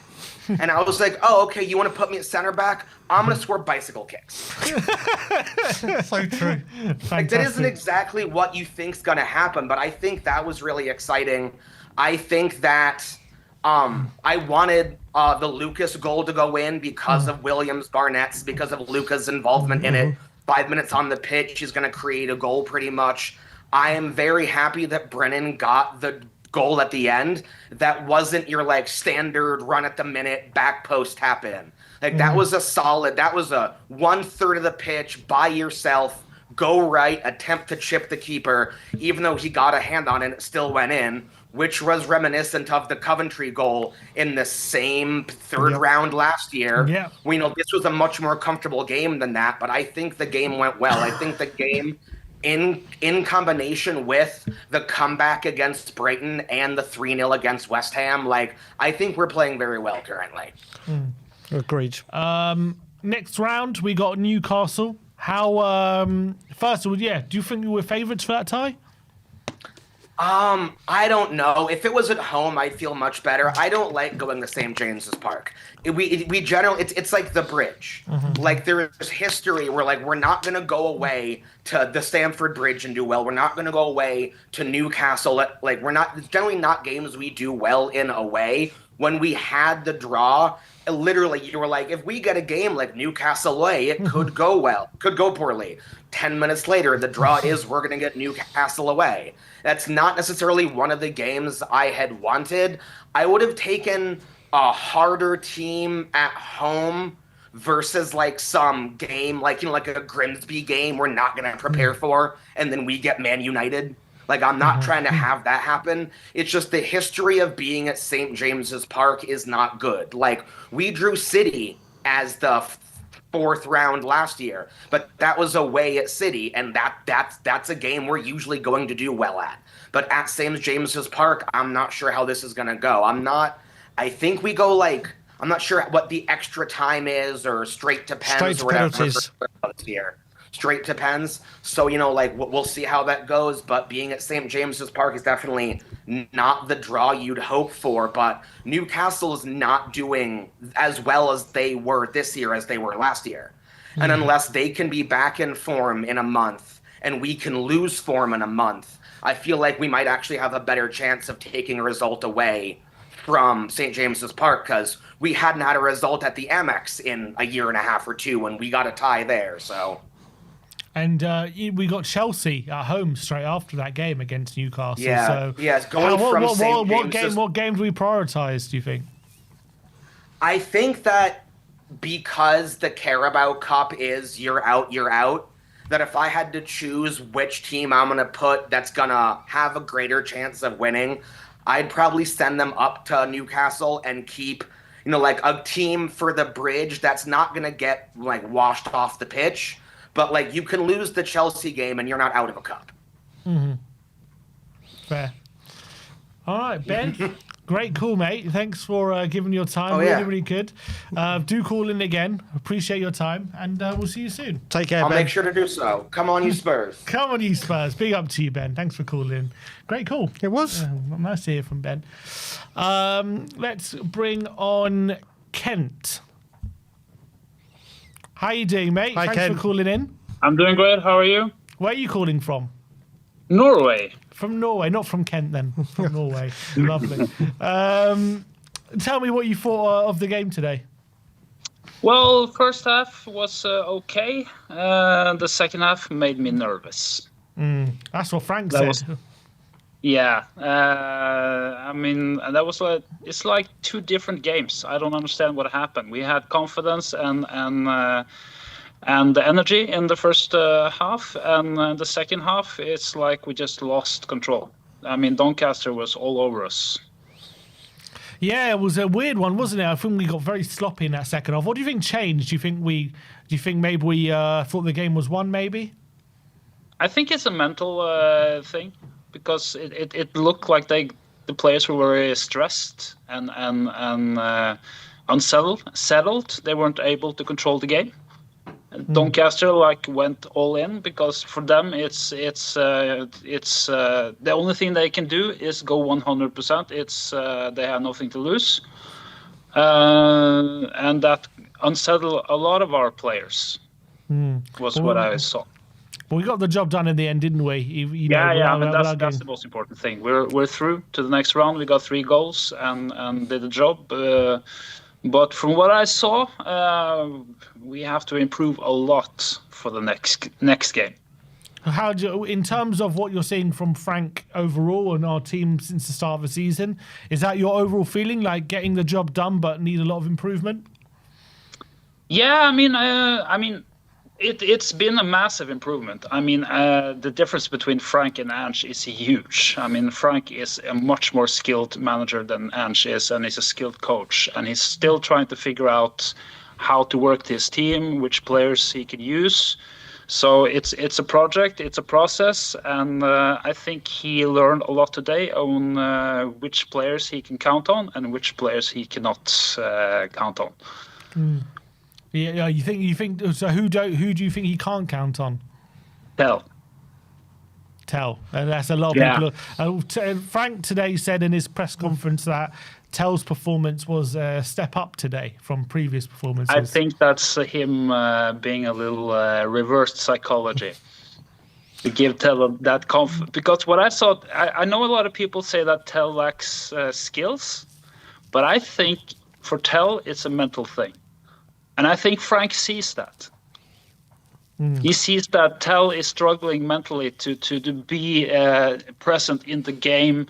I mean, I played football before, so I know how it feels to be. You're in training, you're confident, you show your skills and do your thing, and as soon as you're on the pitch, everything goes away.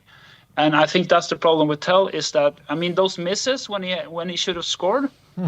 I listened to Football Heritage TV podcast during the game, and everybody was like, Tell doesn't have any skills, he's not a footballer, and blah, blah, blah. And for me, it was like, you don't miss the ball like that because your lack of skills. That's a mental thing. And I think, and I was looking at Tell, looking at him, and I can see his expression in his face. He looks scared.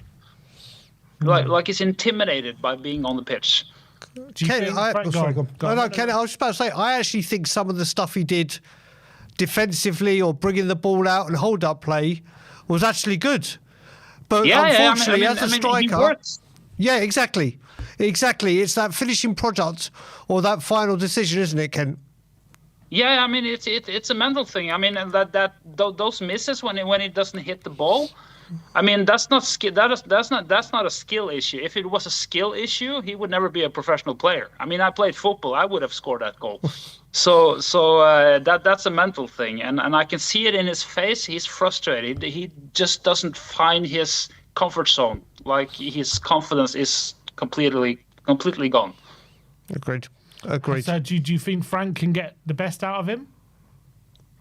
He could. But I think the best solution for Tell would be go out on the loan in January and get game time and build from there. Because the way the season is set up with all the games we're playing, I don't think Frank has the luxury to give Tell too many chances. Even though he's working with him during training, trying to build his confidence, he's not going to get a lot of game time based on his performance today. So for Tell's sake, I hope he goes on loan in January because as I said, I don't think it's a skill issue. He needs to build his confidence. His mentality is not there. And in English football, in Premier League, without that mentality, you're done. It's ruthless. Ken, that's why actually... I can agree. I spoke about this on Tottenham Talk, but I think if he does go on loan, if we're sent on loan, it has to be to a Premier League team. It has to be so he gets used to the English football, he gets played regularly, and then can get his... Like we saw with Brian Hill, he can go back to Spain and go on loan and thrive being back home in his country and feeling at home. I think if Tell is going to get a future for us, and I hope he does, and I hope he turns it round, I think it has to be a Premier League loan or nothing else. What about you? Yeah, I mean, he has to get used to the level. I mean, the difference between Bundesliga and Premier League is huge, and he hasn't played many games in Bundesliga either. So for him, it has been a huge step up in level, maybe too much in a short period of time. So he's probably overwhelmed. Yeah, I think it's tough for him. He's in a tough moment for sure, and especially as well, he's battling for his place against Odegaard, Johnson, who both... Odegaard got the assist today, Johnson got a goal as well. So, they're producing. Odegaard, started on the weekend, did all right. So it's very difficult for him. Who else impressed you? Who did impress you today? Paulinho's goal.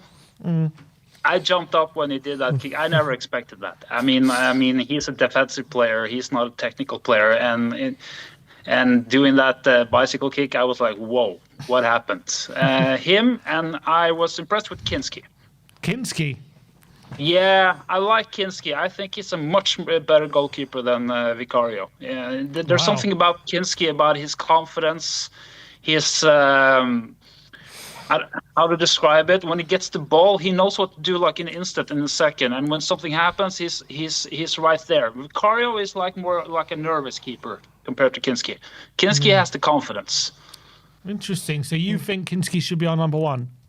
In time, yes. He needs more game time, but I think he's a much better goalkeeper than Vicario. Interesting. Very interesting. So we got Newcastle away in the next round. What would you think of that, Ty? Well, if it wasn't for Chelsea after Newcastle, I think Frank has to put up his best team if he's going to win that game. Because if he goes with what we had today, then that's not going to work. But we do have Chelsea. So what does he do?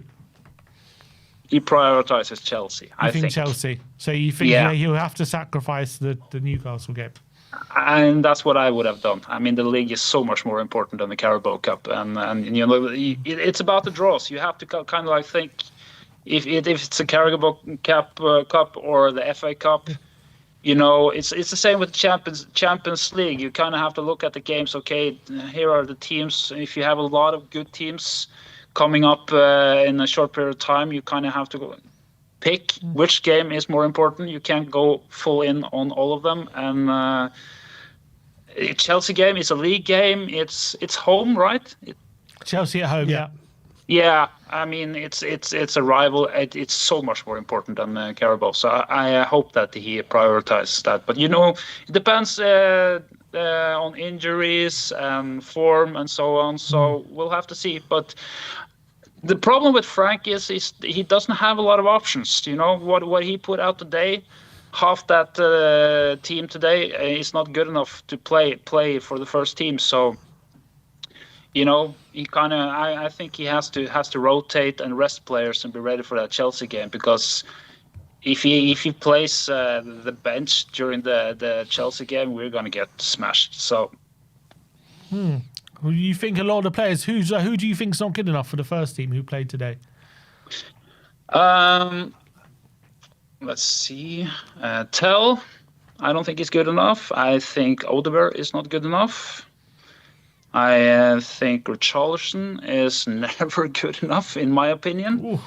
He has some moments, but he's not consistent. And joint with Paulinho. Oh yeah. Yeah, I mean, basically it's up on in the attack. Yeah, we have Odegaard, we have Tell, and I think Johnson. Yeah, he scores goals, but he doesn't contribute much to the play, and so we have a lot of players up front, but there's not a lot of players we can rely on for the first team. So that's kind of a dilemma right now. So fair enough. You're calling from Norway. You're going to be going to the Bodo game? No, I can't go to the Bodo game. I'm working, and it's very far away from where I live. So I'll be watching it on television. I'm really looking forward to that game. I remember the last time we played Bodo earlier, and it's going to be interesting because you ever been there? You ever been there to Bodo? Yeah. When I was served in the military 25 years ago, I was in the northern part of Norway, and every time I have to go back to Oslo, I have to go to Bodø and take the plane from Bodø. So I've been there several times. So, but it's going to be an interesting game because it's going to be a different game. It's a different team we're facing this time compared to earlier. Oh, interesting. What's different about them? Well, first of all, when we faced them in the semifinals, it was the start of the Norwegian season. So they haven't played many games. So the team was lacking in form. And also, and this is interesting because Kjetil Knutsen, the manager, gave an interview about that Spurs game. And he said that the one thing that separated the teams was the physical difference. So during the summer, all of the players have been in the gym pumping iron. Okay, I see. To be more prepared for those physical games. So it'll be interesting. But it's Spurs with Frank. It's not Ange. So if it was Ange, I would be more worried. But I think Frank will figure out a way how to neutralize them. But it will be difficult because it will be in Bodø. It will be on artificial grass, and Bodø is in good form. They're playing really good football. I don't know if you saw the Champions League game they played against. I forgot the name of the team. Slavia Prague. Yeah, you could see there that they have that fighting spirit. So they're gonna go all in. So Frank better be prepared and tactically be prepared for a gung ho game. All right, Ken. Let's see. Thank you so much for calling in, mate. I really liked your call. We appreciate your time, and we'll see you soon. Great speaking with you, Kent. Thanks for Cool. calling in, mate. Goodbye. Bye, mate. See ya. Bye. That was Kent from Going Norway. international. Very- International. Very interesting opinions there. All right, is that yeah, no one else? No one else. Okay. All right, that is the end of the stream. Big up to everyone who joined today's stream. Big up to everyone who joined the watch long as well. All the people who called in, every super chats as well. Big up to all of you. We'll see you tomorrow in the studio as we preview the Premier League weekend. And we obviously talk a bit more about the game tonight, a bit more in depth. But we'll see you all very, very soon. Indeed. Like, subscribe, and Brian as well. Thank you. for Always, you brother. Always, being on always. stream. See you for the rest of the week. See you soon. Like, subscribe, and comment. And as always, Come on, you Spurs.